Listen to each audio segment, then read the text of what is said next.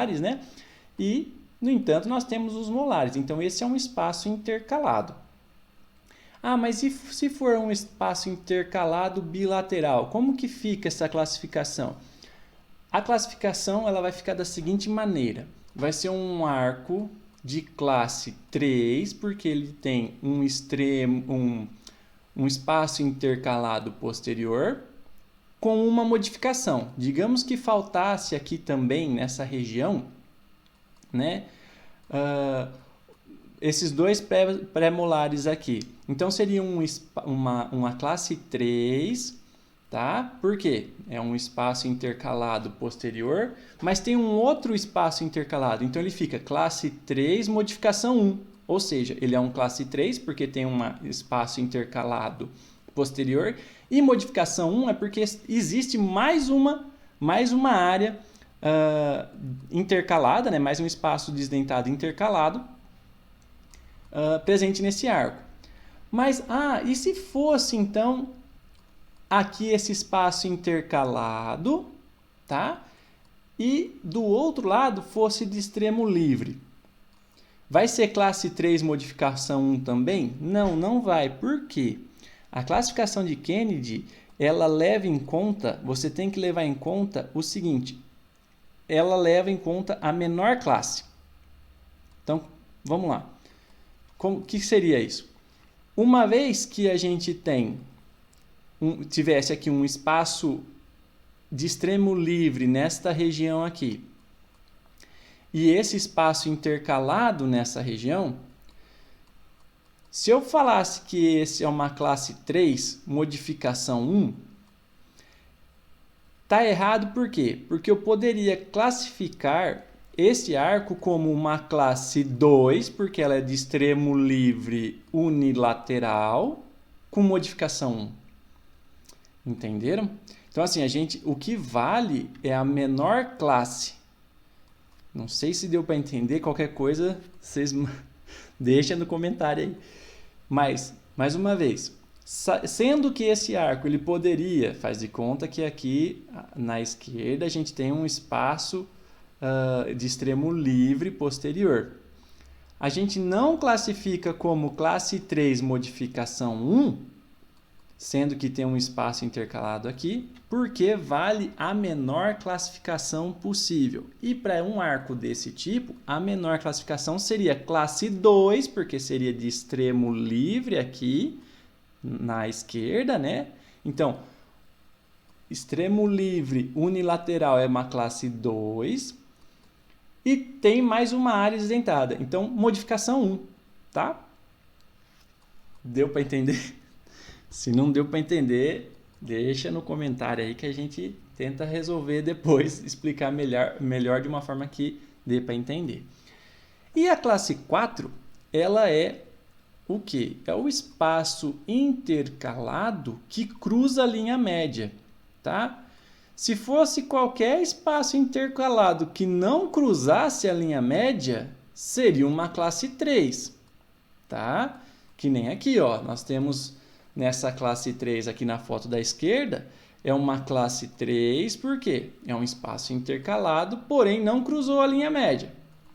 Já na classe 4, a gente tem um espaço intercalado que cruzou a linha média. Então, ele passa a ser classe 4. Uma característica interessante da classe 4 é que ela não tem modificação. Por que não tem modificação? Vamos lá.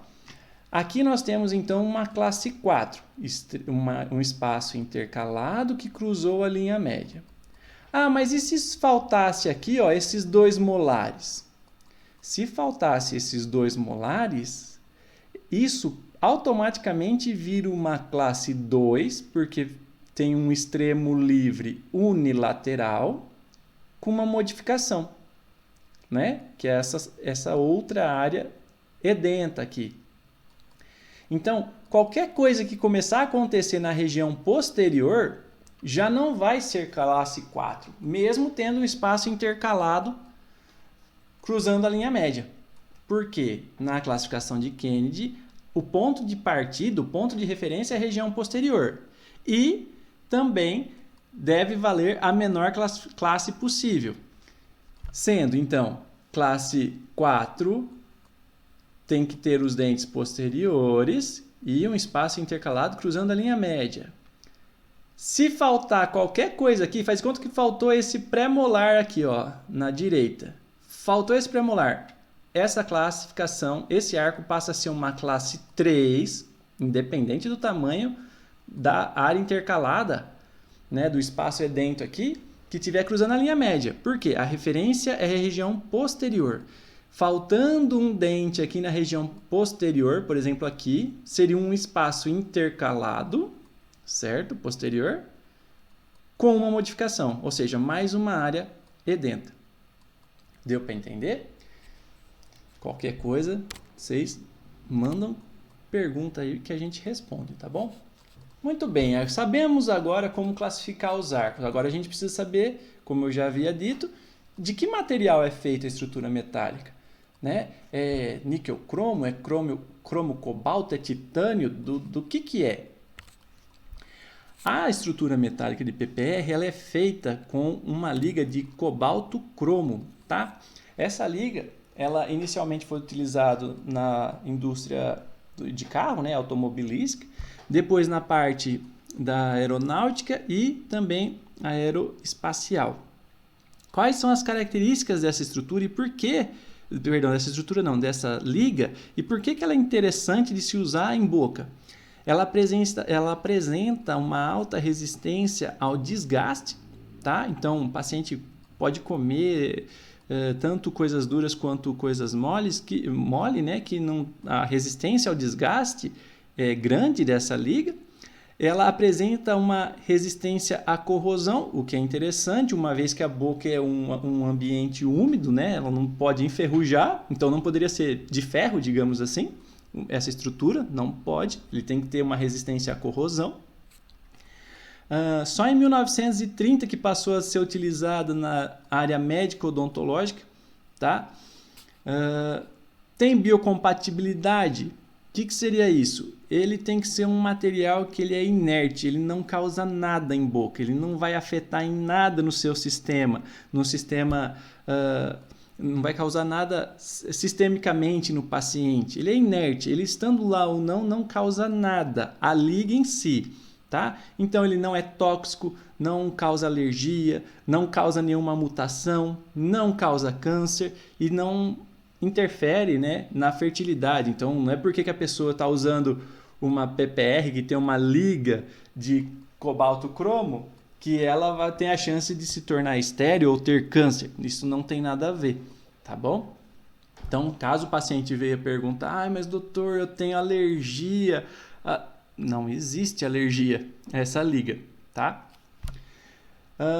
O cobalto, né, presente na liga, ele que vai dar a resistência, né, a dureza para essa estrutura e a elasticidade, ok? E ele está presente, né, a concentração do cobalto na liga é de 53% a 67%, né, do volume.